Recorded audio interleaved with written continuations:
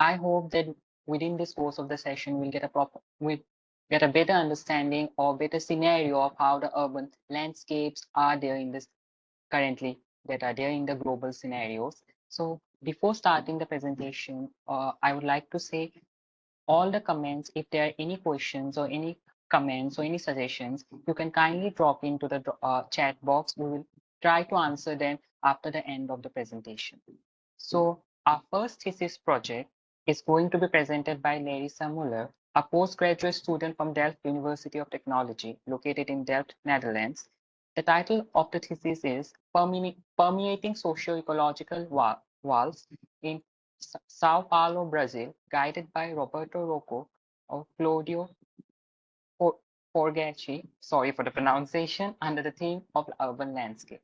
So I might like to hand over to Larissa, and all the best and best wishes. Thank you so much. I will make sure to share my screen.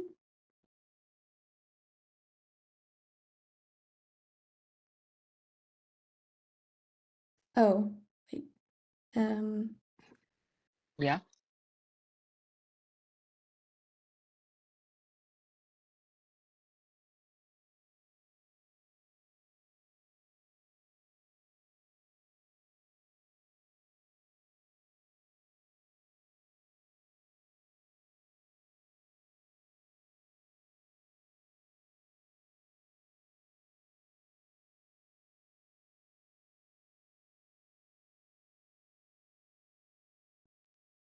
Hello, can you hear me? Yes. Audible? Yeah, you're Sorry, audible. Okay, Yeah, okay, you're great. audible. Thank you. All right.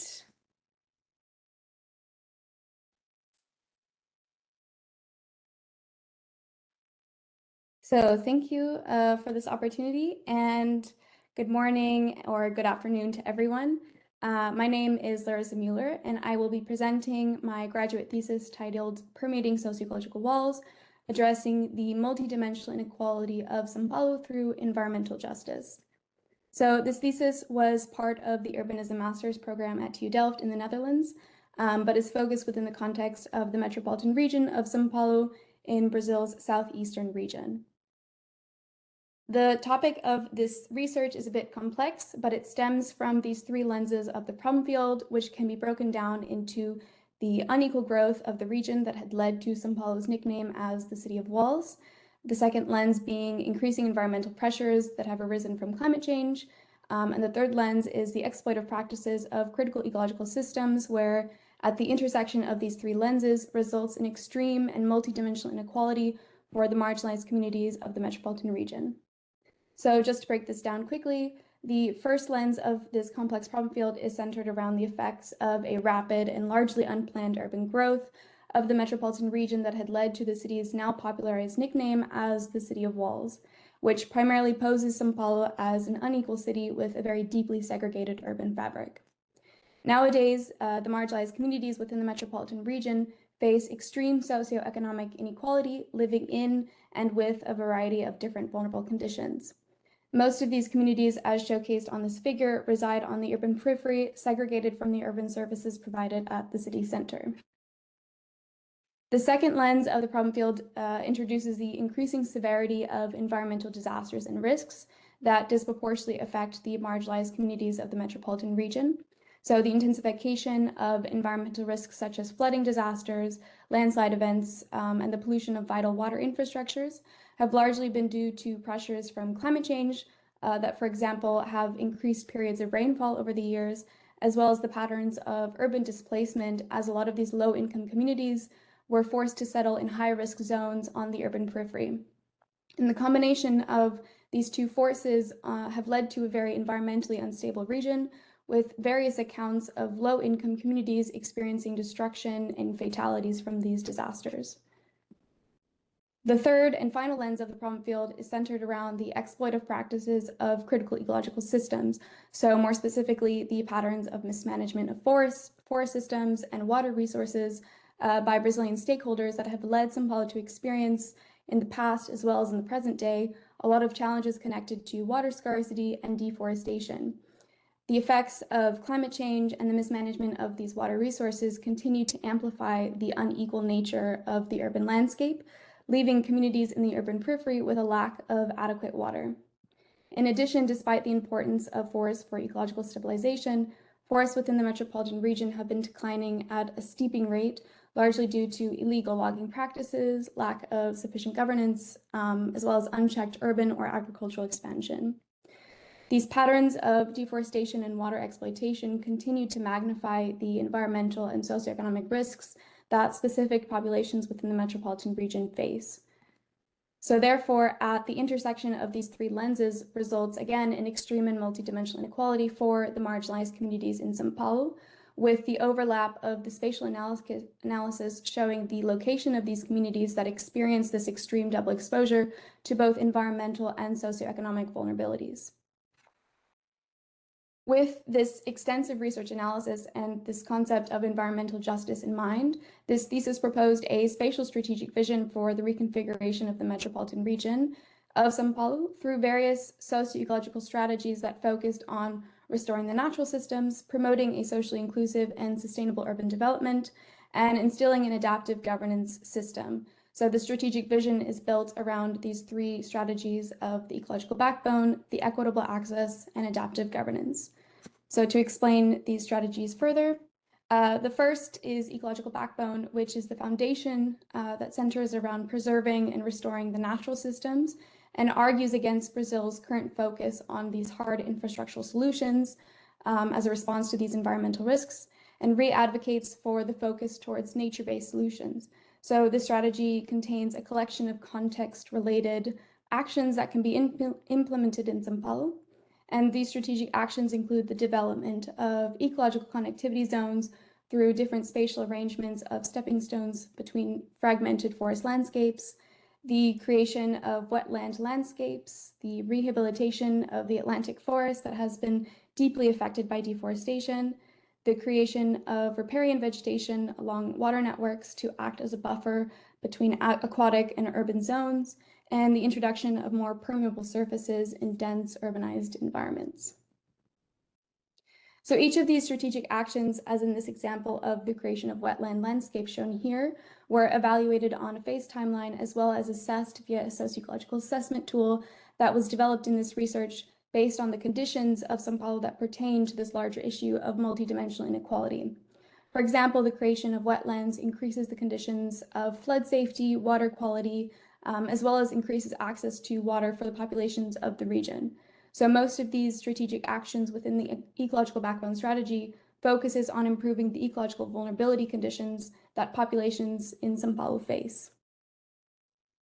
The next strategy of equitable access focuses on addressing the challenges posed by the rapid and unplanned urban sprawl that had led to widespread socioeconomic inequality by emphasizing for a more equitable and sustainable model of urban growth, developing strategic actions of the expansion of public transportation services to provide urban services for the communities that reside far away from the urban center, the reinforcement of educational facilities in areas of increasing socioeconomic vulnerability, as well as to increase access to affordable housing by utilizing vacant lands in the urban center, the development of water and sanitation infrastructures that is lacking in areas of informal urbanization, for example, like the favela communities, and lastly, the employment of a compact city model of urban growth to alleviate the urban pressures that have been formed from historic urban sprawl. So these strategic actions primarily focus on improving the socioeconomic conditions from the previously shown assessment tool. And the last strategy, adaptive governance, while the last two strategies of this thesis were focused more on spatial actions, this supplementary strategy of adaptive governance is grounded more in developing a more accountable and adaptive process of development as a response to the existing barriers of implementation that are present in Brazilian society due to these informal practices and a lack of transparency. So these strategic practices in this strategy, which were largely formed from an online survey that had been shown or has been collected from relevant stakeholders in Brazil, include supporting capacity building programs to better equip organizations and stakeholders to participate in these processes of resilient development, as well as to develop, monitor, report, and evaluation systems in order to increase the flexibility and adaptivity in these actions, to develop partnerships among stakeholders to overcome these existing problems with power imbalances and accountability, and lastly, to promote social learning through the dissemination of knowledge among all sectors of society to promote more awareness and guidance of these issues. Now, the last outcome of this thesis that I want to share was the local design exploration of these strategic actions in an area of increasing environmental and socioeconomic inequality on the margins of the municipality of São Paulo. To increase the sociological conditions from the assessment tool, various actions from the strategies were used to create this vision for the local scale, refocusing the area towards ecological resilience and to promote a more socially inclusive environment. So within this local scale vision, 3 smaller scale areas were chosen to provide more scenario visualization of the conditions of these actions. So this first one focuses on strategic actions that work towards mitigating flooding risks and enhancing the water quality of the Guarapiranga Reservoir, while the second visualization utilizes more actions from the equitable access strategy to boost socioeconomic equality for the vulnerable populations within this area that primarily live in these favela informal urbanized communities. And the third and last focuses on the preservation of the existing forest biome and protecting the biodiversity of the area. Which thus concludes my presentation of my thesis that is centered around instilling principles of resilience, inclusivity, and adaptivity through the concept of environmental justice into the future of the metropolitan region of São Paulo. Thank you.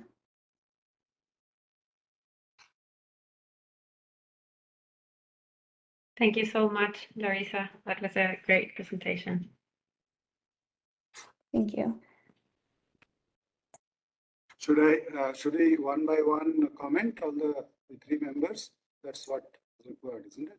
So this time, if you don't mind, I go first, then you go in a rotation. Next one, I think the other person starts.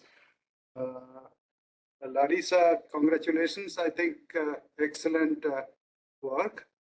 And I know the volume of your work must have been much larger than what you presented in this 10-15 minutes.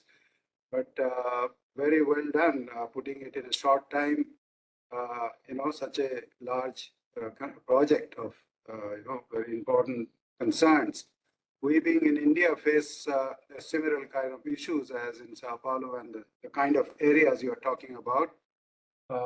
But regarding your research work, and what I like about it is that is research plus scenarios and plus ideas, and there are how to deal with the things, which is very good. I like those research which ends up with some suggestions, some proposals, and that way I really like it. And I must say your presentation and the graphics, and the way you moved, they're so nice and clear and crisp, which is very important in this kind of topics where you have to take it to public presentations, non-architect, non-technical people to understand. So I commend your graphics, which are simple, nice, and very explanatory visualizations. Very right. And interesting that you were 3 different things: ecology and society, and then governance. They're related, but the 3 different things, and putting them together in one research because they're related is, and the way you handle it, very nice. Only I would, and also there's a little notes in every sheet which says this relation to SDG is also very interesting. I like this small little things, really helps in understanding. I just want to make my personal thing about it. This whole business of wall, the metaphor of wall, somehow I don't like. I mean, I don't agree. Especially in the lower economic or social strata, people have less walls than we little higher in the society who are richer and more accessible to things. In fact, we have more walls. In fact, literal walls, really physical built walls. Mhm. But I personally feel the people who don't have much, or many ways, access, money, facilities, they can't. Somehow, I feel where they come together is some kind of an edge or a seam or a border or whatever you call it. I personally would not call it a wall. They cannot afford a wall. They have to stay somehow, whether they're fighting for food or they're cleaning the drain or whatever it is. Where they meet, something is happening which much active and better and than a dead metaphor like wall. So Yeah. I had my personal comment on that. I Uh, would leave it at that. Yeah, go ahead. Sorry. Well, thank you for all of the kind words. It was very nice. On the topic of the walls, the reason why I had kind of adapted this idea of walls into my thesis was, or it stems from its nickname of the city as the City of Walls. So that's where I had started this research. I had started this research by really investigating all of these different types of physical or non-physical walls, which could also just be renamed as barriers in a way, to different communities in São Paulo. So whether that be, physical walls around housing communities that really separate different social groups, or if that's invisible walls in the institutions or in governmental practices that prohibit some communities from really participating in urban planning practices. So that's where I just wanted to explain, because like you said, my thesis is very, very large. It's very difficult to explain everything in a 10-minute period, but that's where the idea of the walls came from. Yeah, that makes sense. I was just putting another counter thing of it, Anyway, good work, as I said. Thank you. Clara, would you like to say some words on her work? Yeah, of course. Thank you, Larissa, for that really detailed presentation and research. I can tell you, yeah, you've worked, hours and hours in producing not only the graphics, which I think is one of the really strong points of your presentation, but also all these strategic actions and this kind of division of 3 different areas that you're treating this issue, assuming it's not just one way alley thing. In that, I have to say, the more things we try to tackle, the more conflicted our visions become on each strategic thing, meaning that trying to get everything into a single piece of research, or also, design response or vision.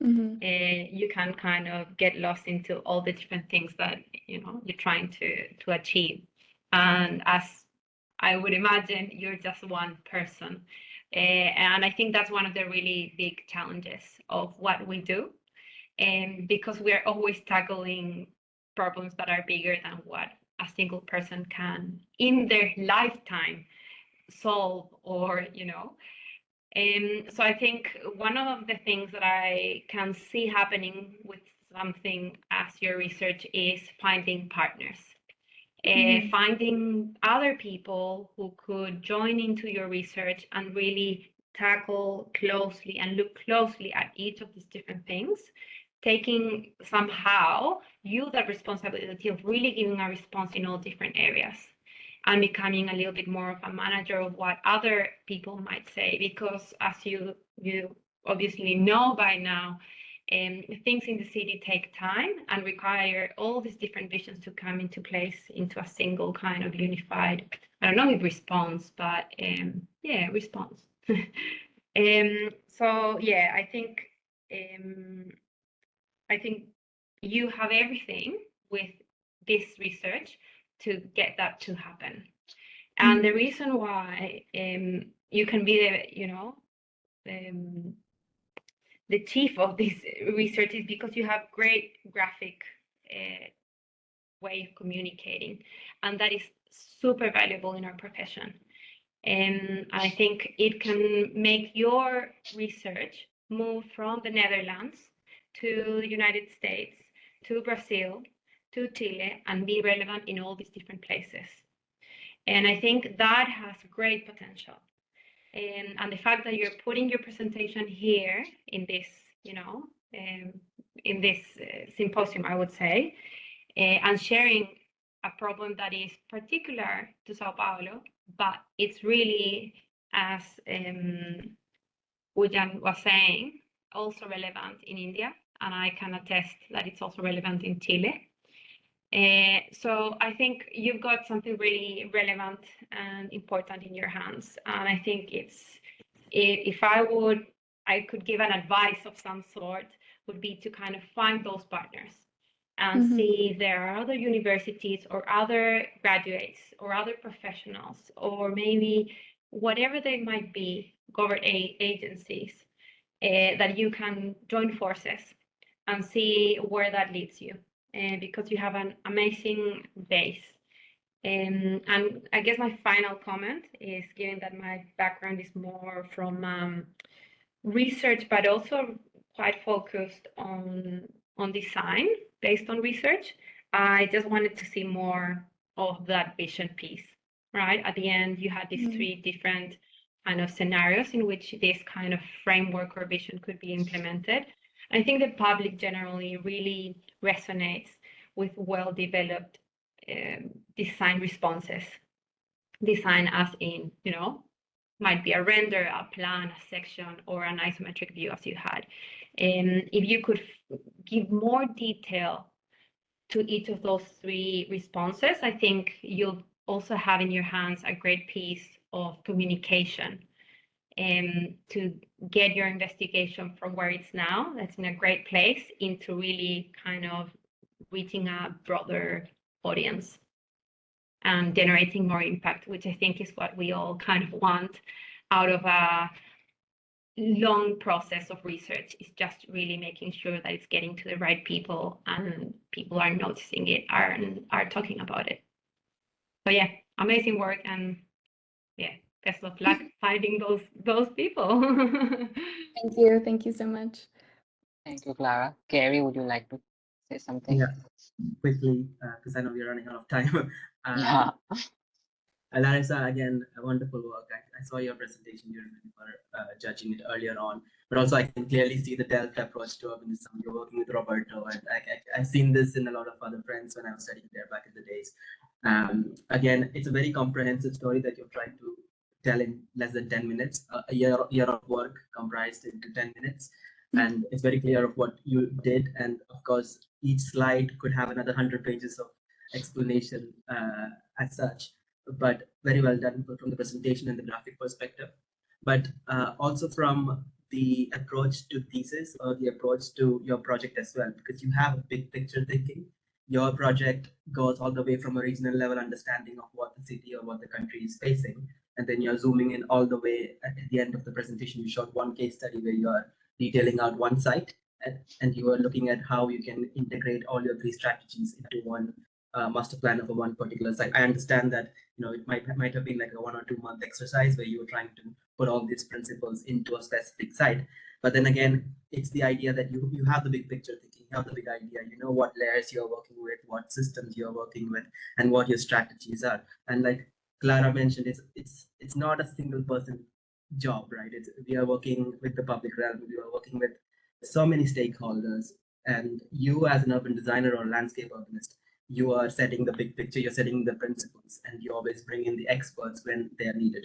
For example, you're not going to just work with architects, you'll work with economists, you'll work with ecologists, anthropologists, you'll work with social workers, government officials. So I think the base is there. Your 1 year of work has put in like a really good base, and now it's like Clara mentioned, it's about collaborating, it's finding the right people, and also it's about adapting this project to other countries, other regions, depending on what the cultural situations are. So it has a lot of potential, so work on that, or try how you can integrate this into practice when you are going to become start working. I don't know if you've already started working somewhere, but when you start working, try to put that into practice. And also what we do as professionals, it's the same thing. We start at this level, we understand what the big picture is, and then you zoom in.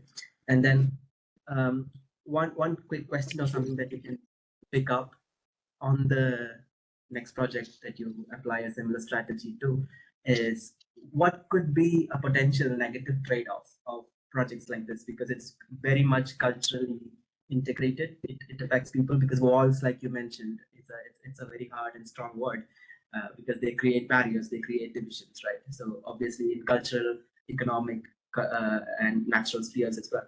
So what could be like a potential negative outcome that could come from projects like this? How could people react from a different category of society? Would they want social cultural fabrics mixing up, or do they still want these walls to exist in this society? Because again, it's not an answer that you can say in one day. It takes years for these things to build up in a society. That's one thing. And from the ecological perspective, again, I see that you had a example strategy in one of the river ends, the wetlands that you worked with, but then again, probably in the next project or the same project that you take, when you take it forward, it's about looking at a zoomed out lens of how the habitats connect, how the ecological patch or the ecological framework of the region is, again, a bit of a more landscape approach to things, how not just humans, but other species also benefit from it, how that can also work with resilience and things like that. But again, to sum it up, great job, and good to see a thesis after a few years of working. So well done. Thank you. Thank you so much. Thank you, Larissa,